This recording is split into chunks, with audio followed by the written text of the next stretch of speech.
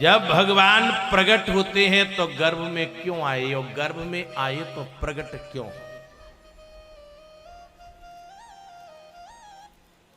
एक बार महाराज हम लोग कथा कर रहे थे बिलाऊ, देवी भागवत की कथा थी।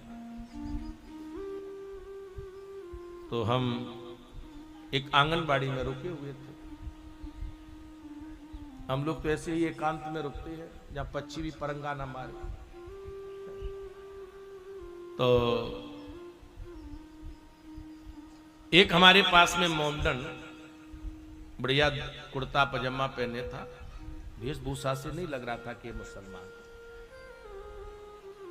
और आकर के उसने सिर रख करके प्रणाम किया। तो कोई शंका ही नहीं थी कि मुसलमान हो सकता है, पर मानस का बड़ा मर्मज्ञ था वो।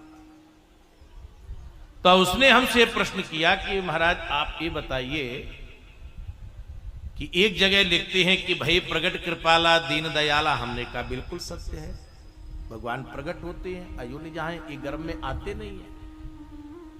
तो उसने कहा कि एक जगह लिखा है कि जादन से हर गर्भ में आए। अरे हमने कहा तुम तो भैया प्रश्न कर रहे हो।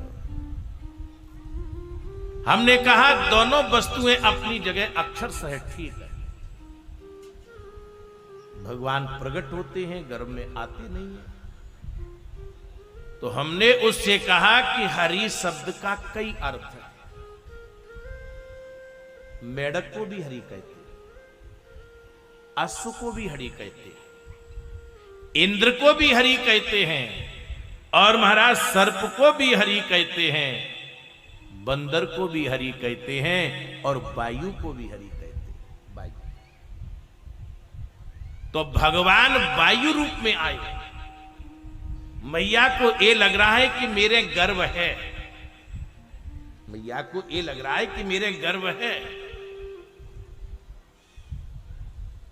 जैसे आप कभी कुछ खाते पीते नहीं, आपका पेट फूल जाता है, वायु बन जाती है, ऐसा लगता है पेट फट रहा है।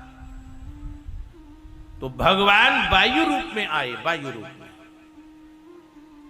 वैसे भगवान प्रकट होते हैं, भगवान गर्भ में आते नहीं। आप किसी भी ग्रंथ को उठा करके देखें, भगवान प्रकट हुए।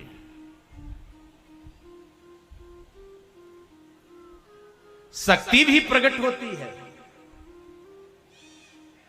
जानकी जी जब प्रकट हुई तो नेपाल में हमारे श्री जनक जी ने पृथ्वी को जोता, हल चलाया।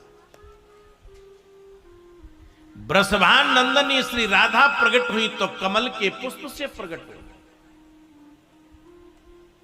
और बरसाने में प्रकट नहीं हुई, ये रावल में प्रकट हुई। रावल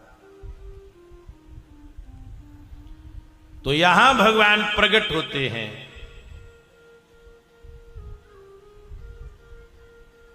और भगवान के आने के यहां कई कारण हैं, एक कारण नहीं है। राम जन्म के हेतु अनेका, परम विचित्र एकते एका। द्वारपाल हर के प्रिय दोहु, जय और विजय।